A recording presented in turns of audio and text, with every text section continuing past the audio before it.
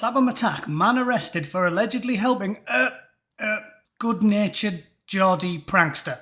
Oh, don't want to say that guy's name. They don't like it if you say names like that. We'll just call him the good-natured Geordie prankster from now on, shall we? Perfectly reasonable. I'm also bringing you a world exclusive with this video because I have learned the real reason behind our inability to find said prankster, despite enormous resources being thrown at the hunt, tens of thousands of hours of police overtime, and an army of drones, robots and satellites on the case. Because there's only two reasons that could explain the total inability of the British state to find this man, and I think I've learned the truth. I've even managed to secure some CCTV footage of Mr. Azidi fleeing the scene, while the best and brightest of our security services did their level best to try and catch him. Observe.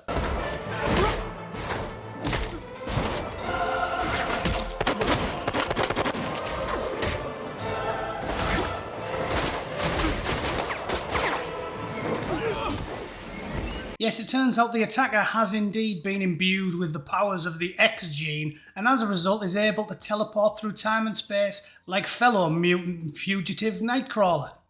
Right? That's got to be the explanation. Because there's only one other explanation, and the government clearly doesn't even want to talk about that one. That explanation being that, the adherents of one particular Bronze Age theology stick together through thick and thin, regardless of trivial things like nationality or immigration status, and they work together across the continent, hiding, aiding and abetting him, regardless of how monstrous his crimes are. It can only be one of those two things, so we'll just go with the X gene, shall we?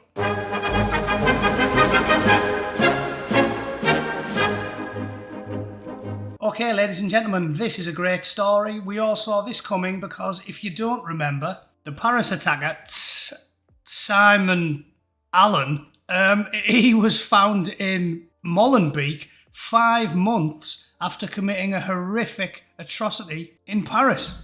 And he wouldn't have been able to do that, would he, unless he was being basically tacitly endorsed by millions and millions of people that adhere quite strongly to a theology basically endorses such things. I mean, you only have to read it. It's right there in black and white for the world to see. Have a read and get back to me. And I'll give you a clue. Not all monotheisms are created the same. Man arrested for allegedly helping Geordie prankster. And there's a picture of him, that cantankerous Geordie prankster. How, man, I'm just off to Boozer to melt our lass's face off with a pint of acid like. Sounds canny, man. A 22-year-old man has been arrested and bailed on suspicion of assisting the alleged Clapham alkali attacker. Geordie prankster has been on the run since a woman and her 2 young girls were hurt. Doesn't sound that bad, really, does it, according to the BBC? Just a woman and some young girls that just got hurt. Maybe he smoked a cigarette near them. Passive smoking kills, A man was detained on suspicion of helping him following a raid early on Monday. They added there'd been a new sighting of him in Southwark Bridge on Wednesday night. A 31-year-old woman injured remains sedated and could lose the sight in her right eye, police told reporters, adding that her injuries will impact her for the rest of her life. Oh, that sounds almost like the BBC's condemning him there. We can't have that. I should work for them as a copy editor. How about we get rid of her injuries will impact her for the rest of her life and just put in there all is well, however, because she is currently finishing an apprenticeship aboard One-Eyed Willie's crew and is hoping to take the mantle of captain just as soon as they flush those meddling kids out the cave. Officers are trying to establish how long Azidi and the woman have known each other and what sort of relationship they had. Yeah, they used to go out in school, didn't they? Yeah. He was a high school sweetheart until he force-fed her a gallon of bleach. And he got a stern talking to off the local authorities in an angry letter where they said, "We know your local customs are important to you and you're more than welcome to practice them in Newcastle, but please don't let the BBC find out about it, all right? Yes, you're free to fold up a 10-year-old above a kebab shop in Luton for 25 years whilst aided and abetted by the state, the government, all the politicians and the judges and the lawyers and the police department. But if you can keep it out of the public eye, we'd very much appreciate it.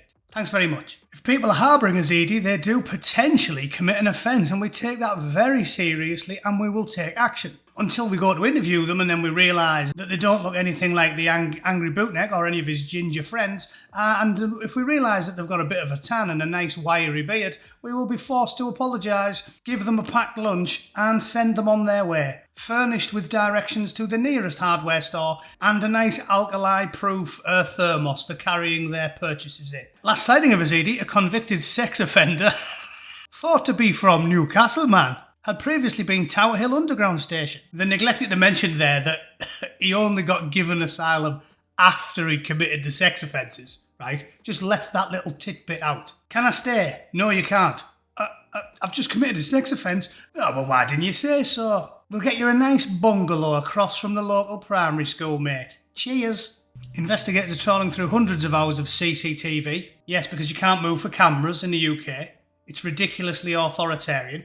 You can't move 10 feet in London without having 20 CCTV cameras jammed up your ass. It's unbelievable. However, it only seems to be good for catching people, publicly urinating or littering, so they can fine you and take money off you.